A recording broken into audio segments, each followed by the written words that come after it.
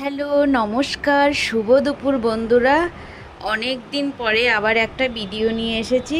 এখন ব্যস্ততার কারণে সেরকম ভিডিও দিতে পারি না, তাও মাঝে মধ্যে চেষ্টা করি দেওয়ার। আজকে অনেক কিছু রান্না করেছি, তাই তোমাদের সাথে শেয়ার করছি। এখানে হলো ঝিঙে দিয়ে মাছের ঝোল, আর একটু বড়িও দিয়েছি সাথে।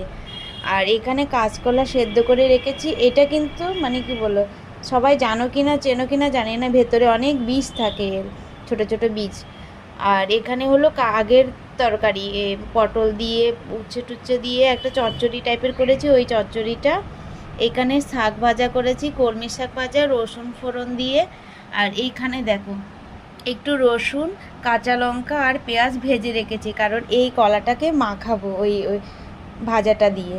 আর এখানে মাছ ভাজা, আর এখানে হলো ঢ্যাঁড়স ভাজা। আর এখানে তো প্রতিদিনের মতো ভাত থাকে, আর নতুন করে দেখাচ্ছি না। তাহলে বন্ধুরা, সবাইকে ধন্যবাদ ভিডিওটি পুরো দেখার জন্য। Tata, bye bye.